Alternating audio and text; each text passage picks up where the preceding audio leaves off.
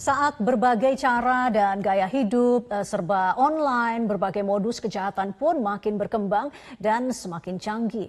Pelaku memanfaatkan kelengahan dan keawaman akan literasi digital dari para korbannya dengan melakukan berbagai macam penipuan. Ya, lalu pertanyaannya adalah bagaimana kita bisa mewaspadainya dan apa juga solusinya?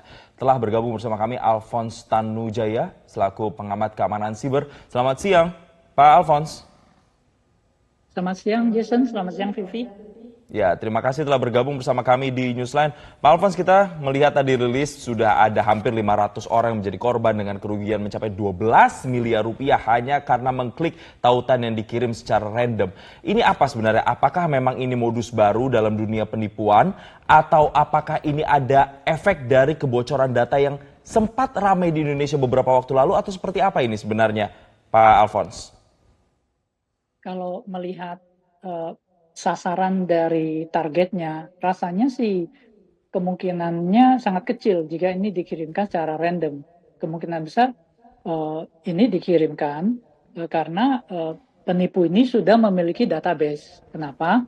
Karena dengan hanya menjalankan aplikasi, yang bocor hanyalah SMS persetujuan transaksi. Jadi dibutuhkan lebih banyak dari itu untuk melakukan pemindahan dana.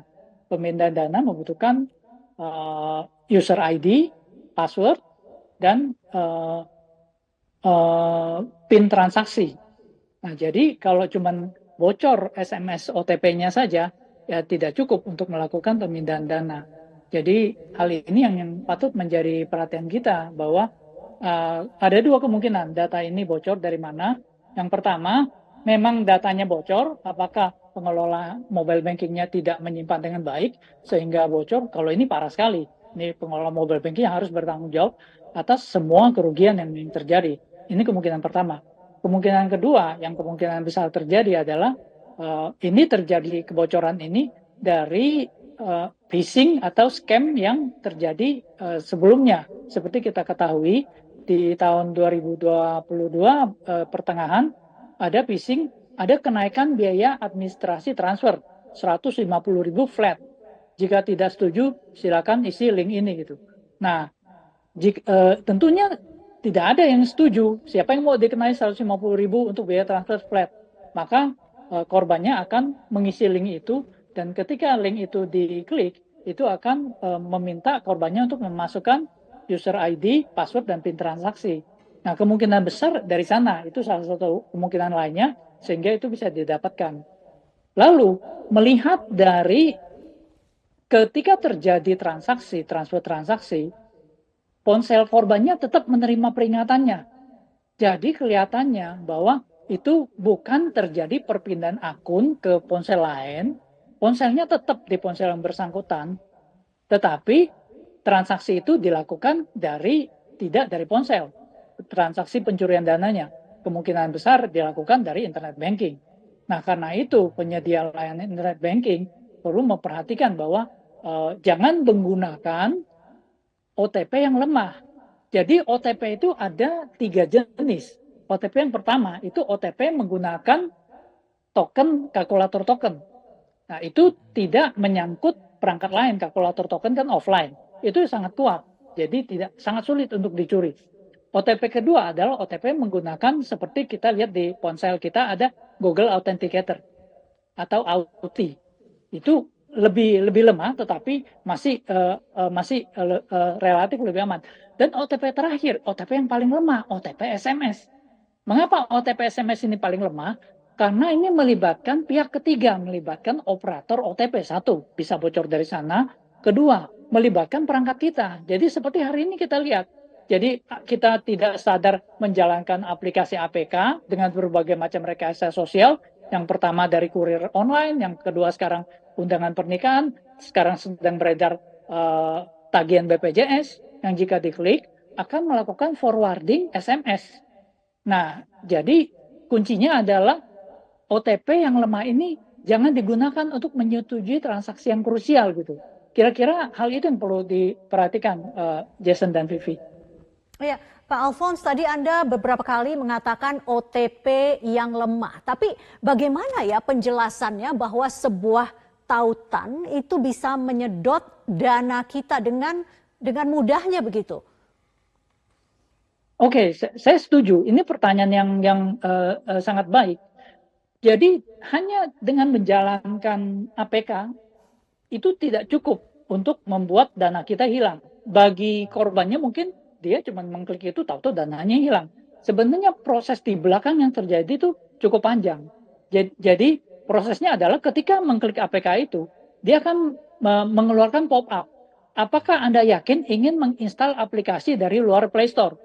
Bagi orang awam, mereka umumnya akan allow atau setuju atau memperbolehkan. Ketika memperbolehkan, artinya sudah menginstal aplikasi dari luar Play Store, itu sudah sangat berbahaya. Itu kalau sudah terjadi pun masih belum terjadi kebocoran data.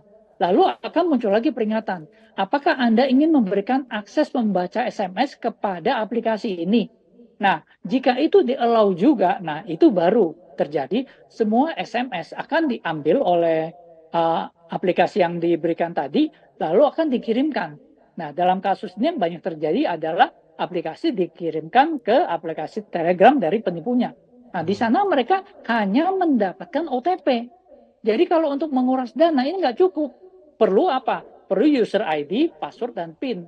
Nah, karena itu patut kita sinyalir, kita yakini bahwa penipu ini sudah memiliki database. Nah, database-nya dari mana? Yaitu kita kembali. Satu, kemungkinan pengelola mobile banking ini tidak menyimpan data dengan baik, tidak melakukan enkripsi, sehingga bocor.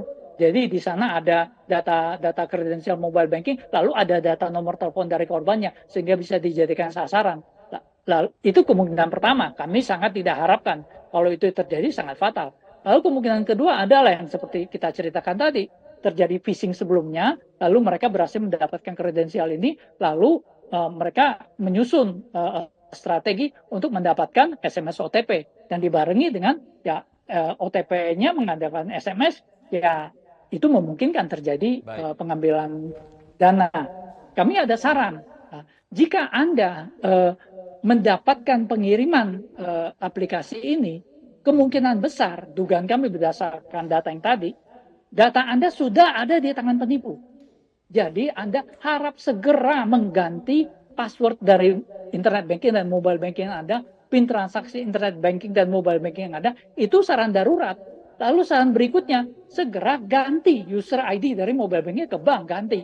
Atau malah menurut saya lebih penting lagi, carilah penyedia internet banking atau mobile banking yang melakukan pengamanan lebih baik. Kenapa? Kalau Anda diamkan, banknya kan nggak mau tanggung jawab. Seperti yang sekarang terjadi, mereka nggak mau tanggung jawab. Mereka kan bilang, loh Anda kok yang memberikan akses SMS ini.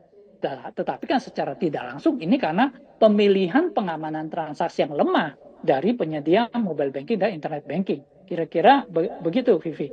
Ya, ini tadi saran yang cukup membantu untuk masyarakat agar kemudian bisa langsung segera mengganti password atau misalnya terkait dengan internet banking yang dipunya ketika sudah membuka tautan seperti ini. Nah, tapi pertanyaannya adalah itu kan dari sisi masyarakatnya. Tapi bagaimana mungkin dari operator selulernya misalnya untuk bisa mensaring SMS atau tautan-tautan seperti ini, atau mungkin juga dari pihak perbankannya untuk menjalankan security sistemnya. Seperti apa kira-kira?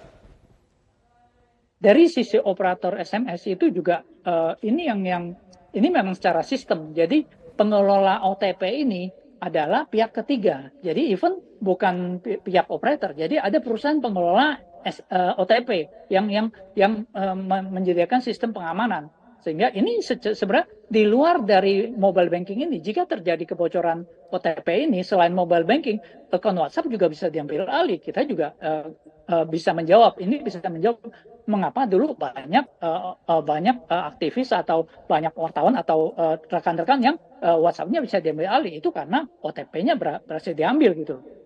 Jadi itu yang perlu menjadi perhatian kita. Dan sehingga apa yang perlu kita harapkan kepada pengelola mobile banking ini? Satu, mereka sudah mengetahui tingkat pengamanan dari OTP, level keamanannya.